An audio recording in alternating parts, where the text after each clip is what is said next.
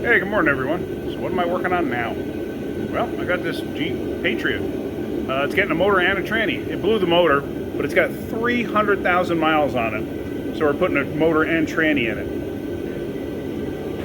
This video is not about that. It's about something I found along the way.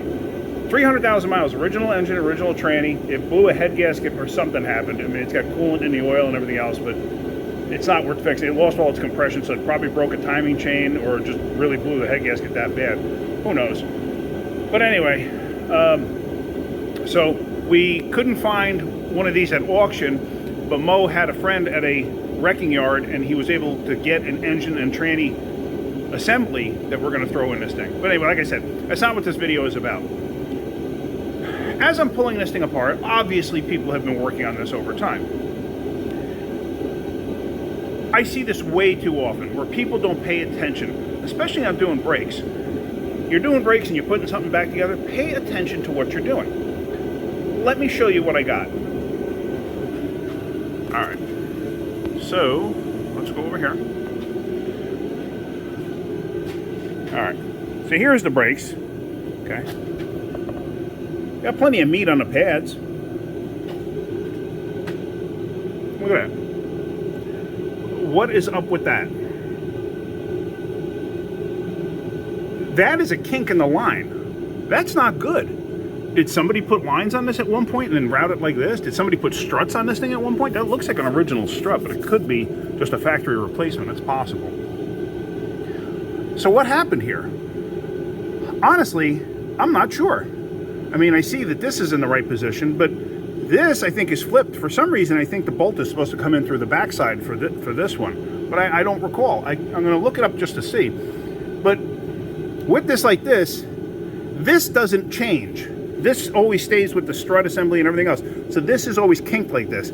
This is the part that flexes and moves. So this goes up and down with the suspension and everything else. This stays the same because this is a solid piece. This is all one piece. Basically, if you think about it, from this point all the way down to here, this is all one unit. And then once you come off this bracket, this is a separate unit. This is the body part here. This is the knuckle part here. This can cause several issues. Now, let's go to the other side. They did the same thing on the other side, but it's not as bad. So I don't exactly know why. Maybe the bracket's bent a little bit. Maybe, who knows? But this just is not right. Although the weird thing is, like this bracket, see how it's got the notch in there to line up this bracket for the ABS that doesn't even have the line in it, or the wire in it. So they flipped the calipers around or something. So I'm gonna have to flip these things back. I gotta take all this apart anyway because I gotta get the axles out, so that doesn't really matter. But see how this side isn't kinked? That's a good thing. So when a line is kinked like that, you can get several issues. You can get premature brake wear because the fluid is slow to return, so it'll hold the brakes on longer. It'll also create, you're hitting the brakes, let's say, and you saw how the driver's side is not kinked, but the passenger side is. You're hitting the brakes, it could make a quick pull left and then pull right when you let go of the brakes, because the right side is taking longer to actuate and it's taking longer to release. What else can it create? It can create shutters and stuff like that from overheating the brakes. You know, it's people not paying attention to what they're doing. It's basically what it boils down to. If you have a situation like that, you got to figure out why. Why is it looking like that? Why is the line like that? I'm going to take all of this apart and I'm going to flip it around. So you know what? I may as well do it now. I got to take it apart anyway because I want to try to figure out how is this thing supposed to situate. You know, did they put the line on wrong onto the caliper? Sorry about that. Did they put the line on wrong onto the caliper? Who knows? So what I'm going to do is I'm going to take the caliper off just to see if I flip this thing around, how's that line going to appear? Because it's kind of a weird angle to begin with, and I just think that they have the caliper, they rotated it once or something along those lines. So let me start unbolting this and see what I come up with. Now, unfortunately, there's really no good angle for me to be in to show you, so hopefully you can see this.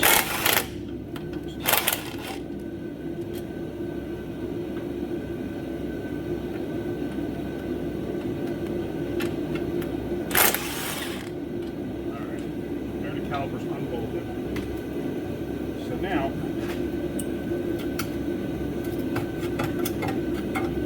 screwdriver so I can pry that out a little bit.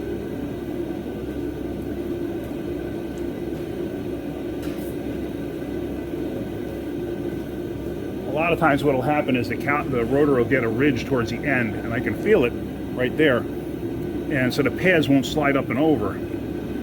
Never use a screwdriver as a pry tool.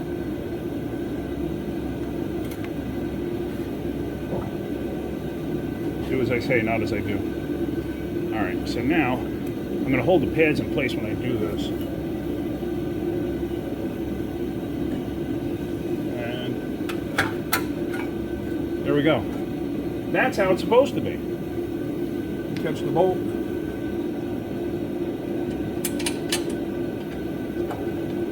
Come on, baby. Unfortunately, the light from the camera is blinding me. Sorry for the gigantic cranium is in the way. Alright, there we go. At the bottom.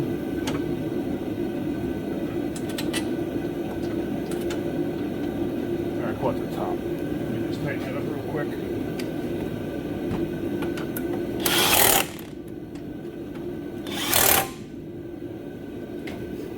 So now you can see the hose is in its correct orientation. Now also, what I was talking about before, if you watch, nothing's going to change here when I cut the wheels. It's all on this end. So basically that whole thing was put together incorrectly.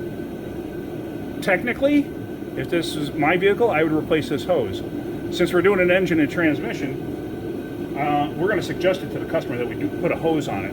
I don't like for them to be kinked like that, and who knows how long it was kinked for. If it was only kinked for like a day or two, no big deal. But I don't know how long it was kinked for. So that's it. That's just a simple little thing. You know, like I said, just pay attention to what you're doing. I see this issue way too often. It used to be very common on, for some reason, GM trucks. I don't know why. I don't know why people were constantly flipping over to calipers. I used to see it all the time.